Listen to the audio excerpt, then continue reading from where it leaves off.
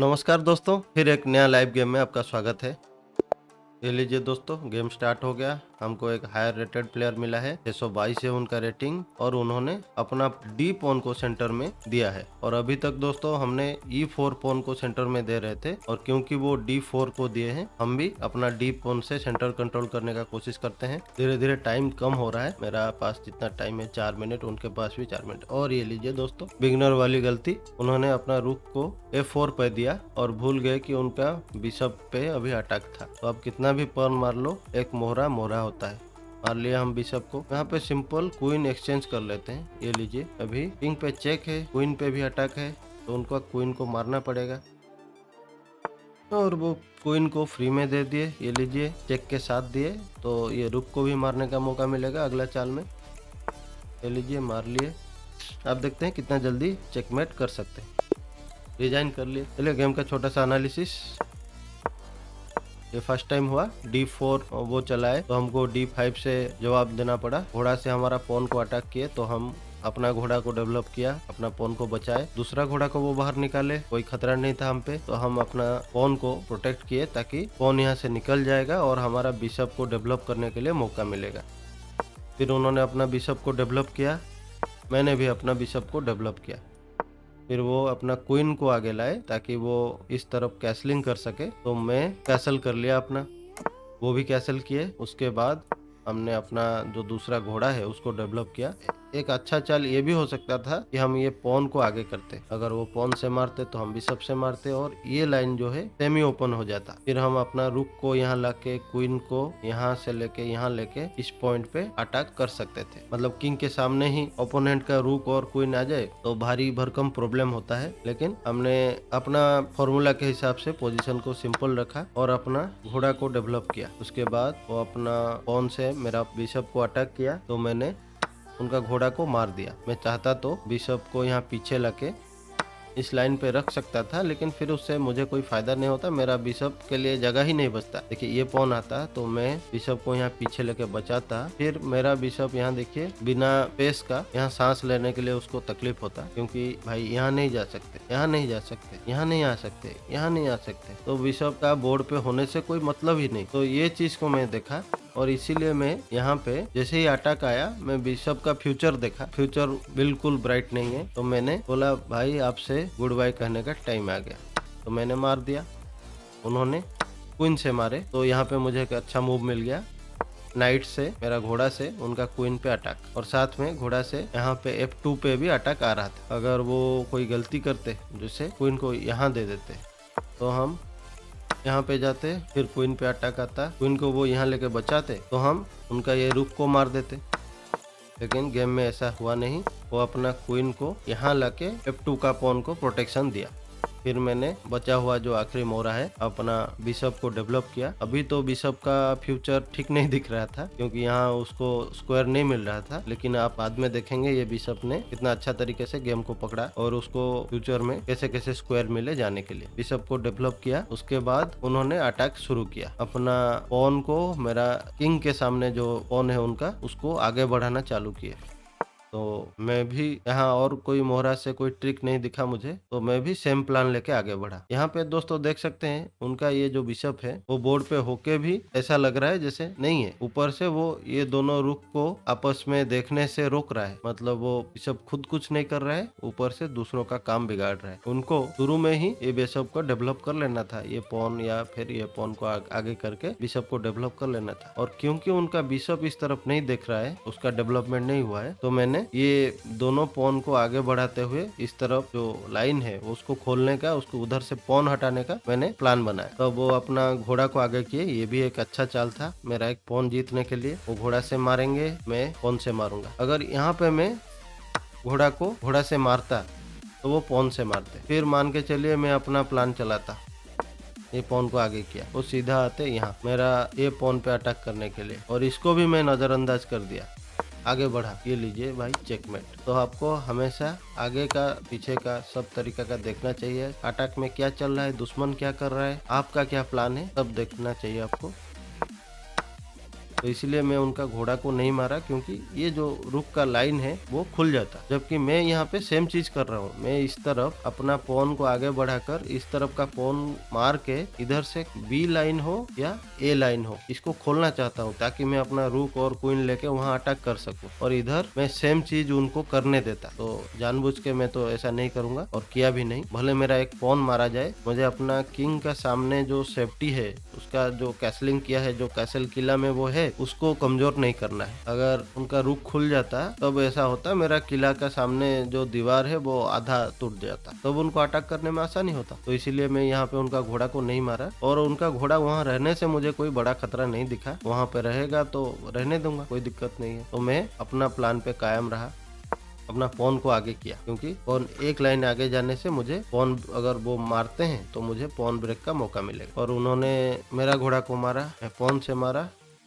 वो क्वीन से मारे। यहाँ पे उनको एक पॉन एक्स्ट्रा मिल गया। यहाँ पे देख सकते हैं मेरा 7 पॉन है और उनके पास 8 के 8 पॉन है। तो मैं यहाँ एक पॉन से घबराया हुआ नहीं था, मुझे कोई बड़ा खतरा नहीं दिख रहा था जब तक मेरा किंग सेफ है। तो मैं उनका किंग पे जो अटैक कर रहा था उस पे अपना दिमाग लगाया और मेरा पॉन को आगे किया, ताकि ये लाइन खुल जाए, ये बी लाइन और ए लाइन में से कोई एक लाइन खुल जाए। तो उन्होंने पॉन से मारा, तो मैं चाहता तो घोड़ा से मार सकता था, लेकिन घोड़ा से मारने से मेरा रुक जो लाइन पे है वो नहीं खुल रहा है, इसलिए मैं पॉन से मारा, ताकि मेरा ये रुक उसका किंग पे अटैक करने के लिए रेडी हो जाए। और उनको ये खतरा दिख गया तो वो पहले अपना किंग को उधर से निकाले, ताकि मेरा रुक डायरेक्ट उनको चेक नहीं दे पाए। लेकिन चेक का यहाँ सोच कौन रहा था, मैं तो चेकमेट का ही सोच रहा था। तो किंग को यहाँ देने के बाद, मेरा रुक का अटैक से बचाने के बाद, मैं देखा कि मेरा मोहरे कर क्या रहे हैं। मेरा घोड़ा यहाँ पे ये पॉन को बचा रहा है, जबकि उसको कोई अटैक कर नहीं रहा है, और मेरा ये बिशप यहाँ पे शुरू से ही पैरालिसिस हो गया है उसको। तो मैं बोला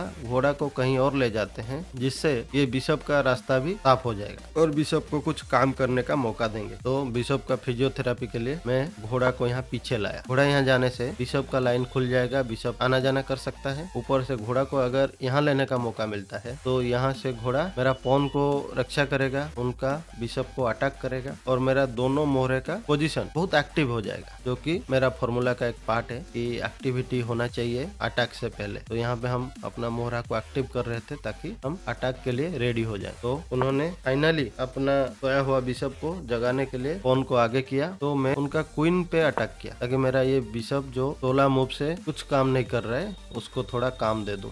और यहाँ पे उन्होंने थोड़ा टेक्निक अच्छा लगाया कि मेरा ये पॉन को डिफेंड कर रहा है मेरा क्वीन, और उन्होंने अपना बिशप और क्वीन से अटैक किया ताकि वो एक और पॉन हासिल कर सके। यहाँ पे पहले तो मेरा प्लान था कि मेरा पीस को, मेरा मोहरे को एक्टिव करते हुए इसका कोई बचाव कर रहा है क्या। तो मुझे तुरंत दिख गया कि घोड़ा यहाँ जाने से, जहाँ मैं सोचा था, वो इसको भी बचा रहा है। मतलब इधर बचाने वाले 2 अटैकर 2, और आपको पता है जब अटैकर और डिफेंडर सेम होते हैं, मतलब इधर 2 अटैकर 2 डिफेंडर, तो डिफेंडर को फायदा होता है अगर मारामुरी हो जाए तो। और जैसे ही मैंने डिफेंड किया, वो बोले कि मैं पहले तेरा डिफेंडर को हटा देता हूँ। मतलब वो बिशप चलाए, अगले चाल में इसको मारते, फिर उनको ये पॉन को मारने का मौका आता। तो मैं बोला आप मेरे डिफेंडर को मारने आए हो तो मैं आपका अटैकर को मार लेता हूँ। और उन्होंने यहाँ पे पॉन से क्यों मारा मुझे पता नहीं चला, मैं रहता तो क्वीन से मारता, ताकि मेरा पॉन का जो स्ट्रक्चर है वो बरकरार रहे। ऐसे डबल पॉन होने से आपको आगे चल के परेशानी होता है, हमेशा नहीं होता है लेकिन कभी कभी होता है। यहाँ पे चलिए मैं फ्री पॉन मार लेता,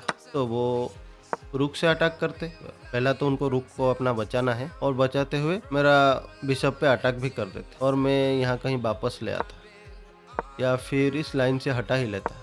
तो लीजिए भाई, चेकमेट हो जाता। और आप नया प्लेयर हैं, आपको लगेगा ये मुझे दिखा नहीं, नहीं आपको देखना है। मतलब आप ग्रैंड मास्टर नहीं है जो आगे का 10-15 चाल को आप देख सकें, लेकिन आपको ऐसे छोटे छोटे चीज देखना है, जरूर देखना है। इसीलिए जब भी मारने का मौका मिले थोड़ा आगे पीछे देख लेना है। तो मैं यहाँ पे हर जगह देख रहा था, अगर मैं अपना क्वीन को यहाँ से कहीं निकाल के लेके जाता हूँ उनका किंग पे अटैक करने के लिए, या कोई बेटर पोजीशन पे लेके जाता हूँ, हर सिचुएशन में मेरा ये जो पॉन है C7 उसको कोई बचा नहीं रहा। तो मैंने पहले वो प्रॉब्लम सॉल्व किया कि पहले रुक को यहाँ कर लेता हूँ ताकि वो ये पॉन को बचाए। तब मैं आगे का प्लान कर सकता हूँ। यहाँ से क्वीन को कहीं और लेके उन पे अटैक करने का सोचूंगा। फिर उन्होंने अपना रुक को ये ओपन लाइन पे लिया क्योंकि मेरा रुक हट गया, लेकिन उससे मुझे कोई ज्यादा खतरा नहीं था। फिर मैंने उनका बिशप को एक्सचेंज करना चाहा कि अगर एक्सचेंज हो जाता है, भले ही उनका पॉन ज्यादा है लेकिन उनका पॉन का स्ट्रक्चर खराब है और मेरा रुक इस लाइन पे रहेगा तो ये पॉन को तो मैं कभी ना कभी मार ही लूंगा। तो ये सब सोच के मैं बोला एक्सचेंज कर लिया जाए। और ऊपर से ये जो सी पॉन है मेरा, वो हमेशा आगे जाने के लिए तैयार था क्योंकि उनका जो किंग है वो मेरा क्वीन के सामने ही खड़ा था, तो ये पॉन इधर मार नहीं सकता। ये सब सोच के मैंने सोचा बिशप एक्सचेंज कर लेते, लेकिन वो कुछ ज्यादा ही अटैकिंग मूड में थे।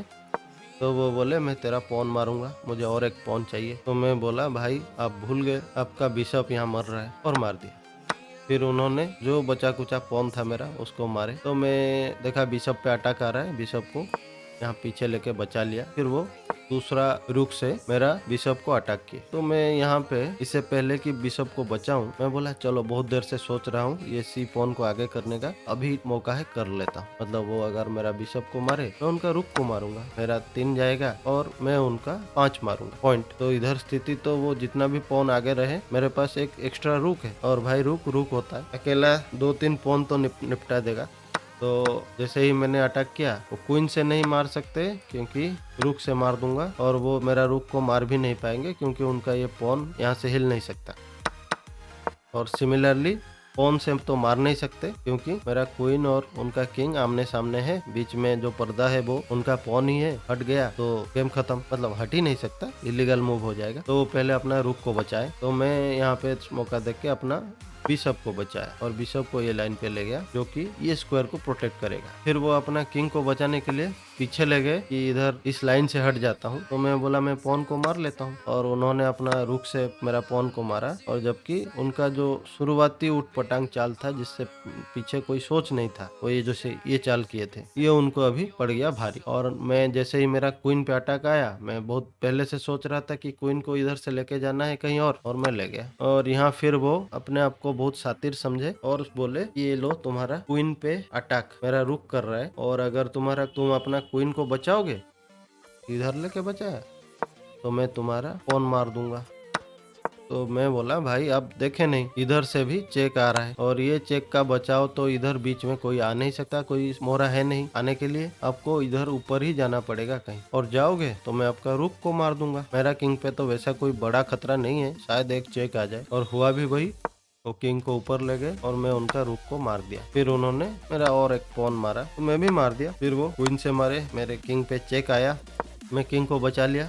फिर वो यहाँ रुक को आगे किया। तो यहाँ पे दोस्तों एक चाल था, अगर है ये चलता, उनका किंग और क्वीन एक ही लाइन पे हो जाते, तो उससे होता क्या, वो क्वीन को यहाँ से हिला नहीं सकते, क्वीन से मारने के लिए बाध्य थे, या फिर अपना रुक को यहाँ ले आते। तो गेम को सिंप्लीफाई करते हैं। सिंप्लीफाई का मतलब होता है आपके पास 4 मोहरे हैं, 3 मोहरे हैं, उनके पास 2-3 मोहरे हैं, आप आखिरी मोहरे तक ले जाते हो। अभी देखिए पॉसिबिलिटी, मेरा एक क्वीन है, एक रुक है, दूसरा रुक और बिशप, तो 4 मोहरे हैं, उनके पास एक क्वीन है, एक रुक है। अगर कैसे कैसे करके मैं उनका रुक और क्वीन को मार देता हूँ, और उसको मारने के लिए मेरा 2 या 3 मोहरे भी चला जाता है, मेरे पास तो एक एक्स्ट्रा मोहरा रह जाएगा। मान के चले मैं एक रुक बचा लेता हूँ, तो एक रुक काफी होता है 4 पॉन को रोकने के लिए और ये 2 पॉन को क्वीन बनाने के लिए। तो इसको बोलते हैं सिंप्लीफिकेशन। मैं गेम को सिंप्लीफाई करने के लिए क्वीन को एक्सचेंज करने के लिए चलाया क्वीन A6। यहाँ पे मैं उनका किंग को चेक दे रहा हूँ, साथ में क्वीन को अटैक कर रहा हूँ, और मेरा क्वीन को मेरा बिशप बचा रहा है। तो यहाँ पे अगर वो मेरा क्वीन को मारते हैं, ठीक है, मैं बिशप से मार लूंगा। अगर नहीं मारेंगे, मैं अगला चाल में उनका क्वीन को तो मार ही लूंगा। और वो अभी तक उनका सोच कमजोर हो गया था,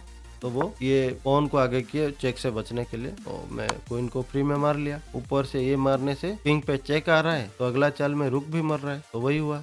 और ऊपर से रुक को जो मारा वो भी चेक के साथ आया। तो आगे चल के यही करना था मुझे। ये लाइन को क्वीन देख रहे हैं, तो अब किंग जिस तरफ भी जाता मुझे उसी तरफ अपना रुक को लेके किंग को दबोच लेना था। जैसे कोई किंग यहाँ गया तो हम यहाँ पे जाते, फिर अगर वो पीछे जाते तो हम ये रुक से ये पॉन को मार के जगह खाली करते, फिर वो यहाँ पे जाते तो हम यहाँ पे फिर से चेक देते, और वो पीछे जाते तो हम यहाँ पे एक चेक देते। फिर उनके पास एक ही चाल था, फिर यहाँ पे चेकमेट हो जाता। तो दोस्तों ऐसे ही आपको इस गेम से आप जो सीखे आपको अपना गेम में लगाना है ताकि आपका चेस गेम इम्प्रूव हो सके। मैं आपका फीडबैक जानना चाहता हूँ, आपको इस सीरीज में या फिर कोई नया सीरीज में इस तरह का चेस कंटेंट देखना है जिससे आपका चेस इम्प्रूवमेंट हो, आप अभी किस लेवल पे हो वो जरूर अपना कमेंट में लिखें ताकि मैं वो सब कंटेंट पे काम कर सकूं। फिर मिलेंगे और एक नया वीडियो में। नमस्कार।